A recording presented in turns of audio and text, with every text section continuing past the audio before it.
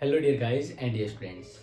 Today a short helpful video about tense free, stress free study. We all know the exam is nearby, so then most of the student is stressful and tense. This this is only mental issue. This is only mental issue, but mental issue affect on mental health and also become physical issue. So we try to overcome क्योंकि आप सभी जानते हैं जब exam होते हैं ना तो एग्जाम का प्रेशर हम लेते हैं, और ये प्रेशर मेंटल इशू तो है, बस हमारी सोच के ऊपर ही तो डिपेंड करता है। और हमारी ये सोच हम इतनी ज़्यादा हैवी बना लेते हैं कि ये हमारी हेल्थ को भी टारगेट करती है और हमारी पढ़ाई को काफ़ी ज़्यादा इफेक्ट या प्रॉब्लमेटिक मोड पे ले आ जाती है। तो इसीलिए ये एक छोटा सा हेल्पफुल वीडियो आपको देने का रीज़न ये था कि काफ़ी स्टूडेंट के ऐसे कमेंट आए, देन मुझे लगा so we tell something about stress free study. So then try the some way or some topic या some point, then we could try to better way of the study। तो बात करते हैं। देखिए सबसे पहली बात तो यही है कि जब एग्जाम होते हैं तो स्टडी होती है there is the normal way. ये कोई बड़ी बात नहीं है कि भाई स्ट्रेस हो गया है देन प्रॉब्लम हो रही है और पढ़ाई नहीं हो रही है, तो ये आम बात होती है, लगभग सबके साथ होता है। तो आपको करना क्या है, सबसे पहले तो है ना, टेक इजी।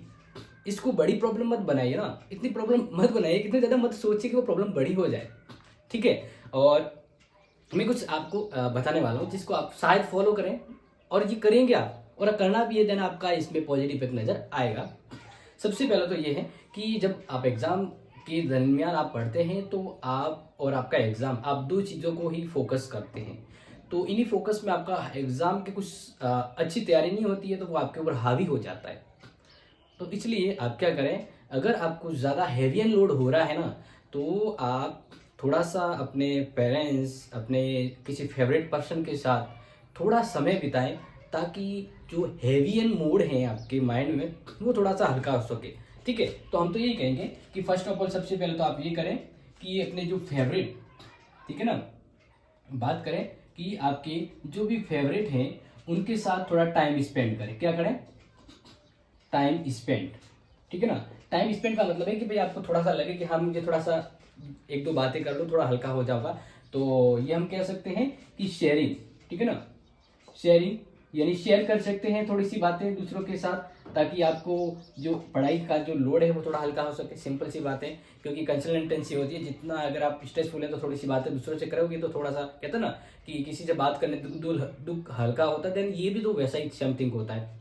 इसके अलावा ये थोड़ा सा ध्यान रखें कि अगर आपको स्ट्रेस हो रहा है, ठीक है ना, तो सबसे पहले तो आपको है पीस ऑफ माइंड, ठीक है ना। हम क्या करेंगे, पीस यानी शांति, पीस ऑफ माइंड, स्पेस यानी पीस, एकदम शांति बनाए गए, ठीक है ना। यानी माइंड को रिलैक्स करें, माइंड को क्या करें, रिलैक्स। पढ़ाई नहीं हो रही है तो उसको ये नहीं प्रेशर देना कि क्यों नहीं हो रही, क्यों नहीं हो रही, नहीं।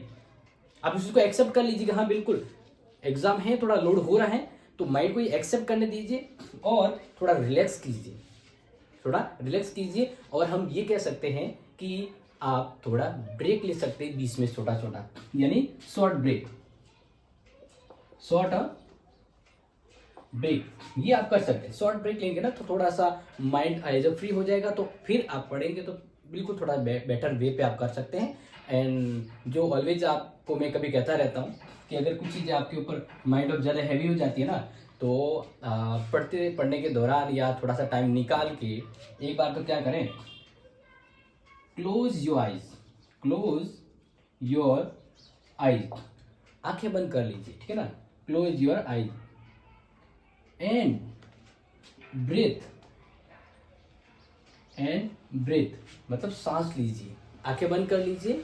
और आंखें बंद करने के बाद आप एक पॉजिटिव एनर्जी के साथ सांस को छोड़िए और अंदर लीजिए। मतलब एज अ ये एक मेंटल इश्यूज को एक अच्छे से मैनेज करने का तरीका है। तो कहते हैं ना थर्ड यूनिट में all is well, all is well, तो बस वही है कि सब ठीक है, बस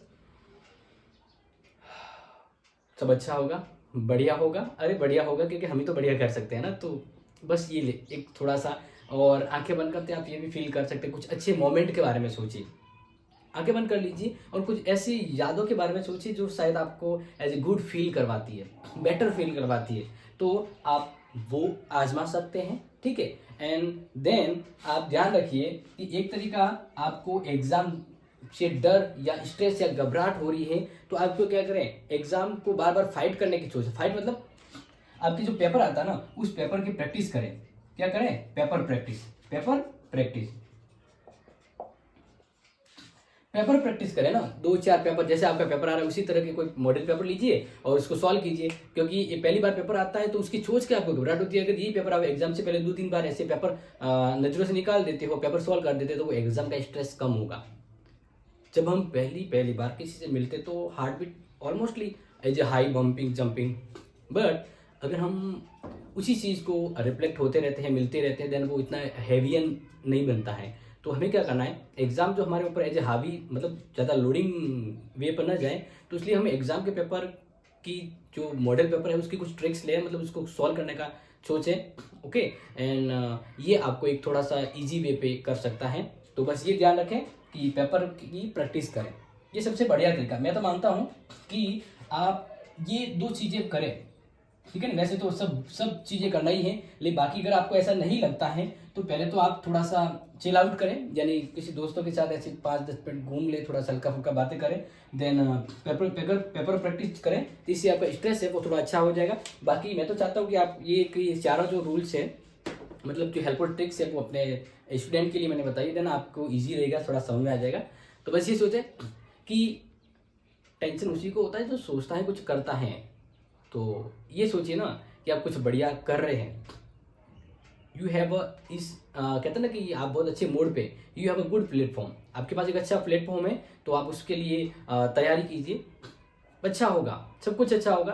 क्योंकि मैं कहता हूँ कि जब मैंने मेहनत करवाई है आपको, तो फिर आपको क्यों टेंशन लेना है, सब कुछ अच्छा होगा। यानी कहते हैं ना कि लास्ट में कि अगर आपने स्टडी अच्छी की है तो देन अच्छा होगा, अगर नहीं भी की है तो अब लास्ट टाइम में ज़्यादा हैवी होने से क्या होगा, उल्टा और याद नहीं होगा, ठीक है ना। तो ज़्यादा इसी मतलब इस चीज़ को ज़्यादा मतलब पॉम्पिंग मत बताइए कि भाई वो आपके ऊपर ज़्यादा हैवी हो जाए। बस ये सोचिए कि आप जितना पढ़ सकते हैं उतना कर लिया है, थोड़ा थोड़ा पढ़ते रहिए, अगर ज़्यादा हैवी हो रहा है तो थोड़ा थोड़ा ब्रेक लेकर ऐसा जो मैंने कहा है वैसा कर सकते हैं। बट ये ध्यान रखिए लास्ट में कि जो भी हो रहा है अच्छे के लिए होता है, यानी all is good and all is well, all is well, okay, remember all is well. Thank you so much, take care.